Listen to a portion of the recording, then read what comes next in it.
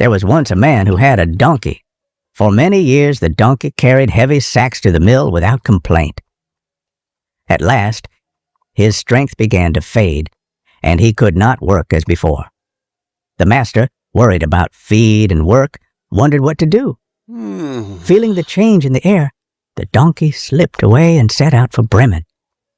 There, he thought, I can become a town musician. After walking a while, he found a hunting dog lying in the road, panting as if he had run too hard. "Well, why are you gasping so, old Packen?" asked the donkey. "Ah," sighed the dog, "I am old and weaker every day. I can't keep up with the hunt any more. My master said he would send me away, so I ran off. Now I don't know how I will earn my bread." "Listen," said the donkey kindly, "I'm going to Bremen to be a town musician. Come with me and join the band. I'll play the lute, and you can beat the drums." The dog's tail thumped the ground with joy, and he agreed. Off they went together. Before long, they came upon a cat sitting by the roadside, looking as gloomy as 3 rainy days.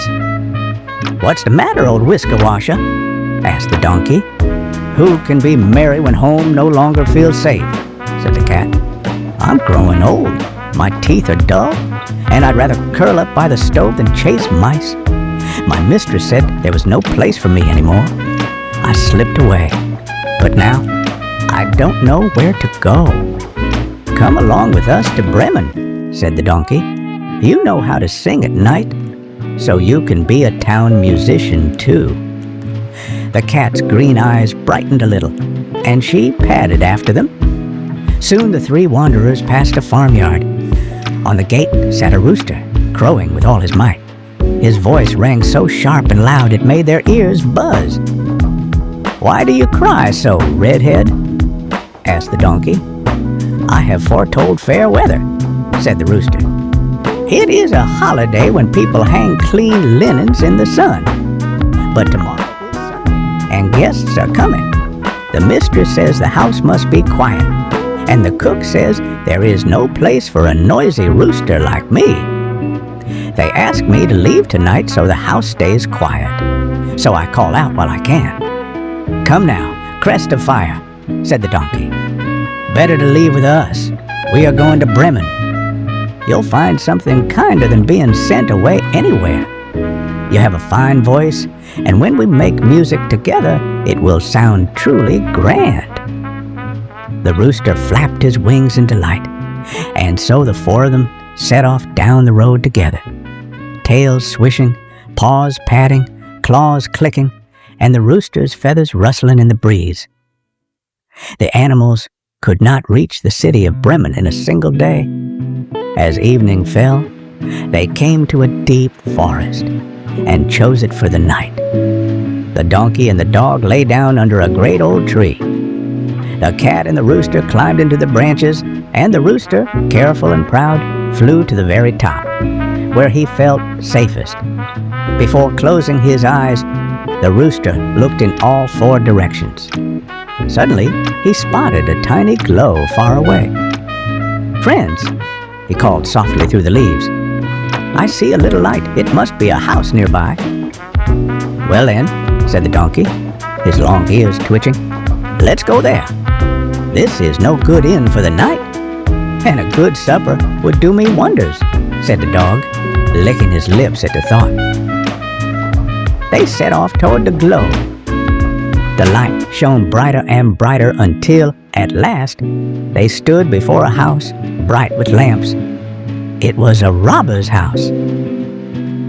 The donkey, being the tallest, rose on tiptoe to the window and peered inside. "What do you see, old Gray?" asked the rooster, craning his neck. "What do I see?" whispered the donkey. "A fine table set with tasty food and sparkling juice, and robbers sitting around it, feasting and laughing." "That would suit us nicely," said the rooster. "Oh yes, if only we were in there," sighed the donkey. They whispered and planned a clever trick. Together they made a tall animal tower, each taking a careful place. When all was ready, they gave a signal and began their music. The donkey brayed, hee-haw, hee-haw. The dog barked, woof, woof. The cat sang her longest, meow. And the rooster crowed, cock-a-doodle-doo. With a bang, the shutters flew wide. The lamp wobbled, and pots went clang and clatter as the four burst into view. The robbers jumped up at the sudden chorus and the odd parade of shapes at the window. Certain some great commotion had arrived. They yelled and ran out into the trees. No one was hurt, but the room was very quiet.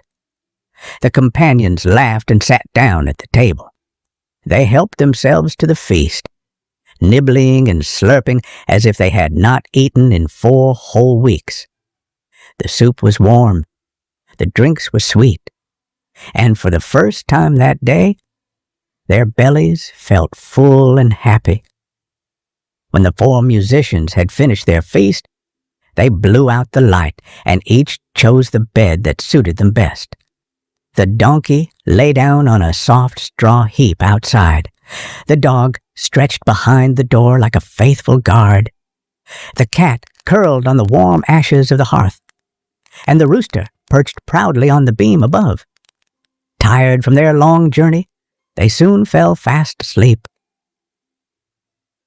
After midnight, the robbers saw from afar that the house was dark and quiet.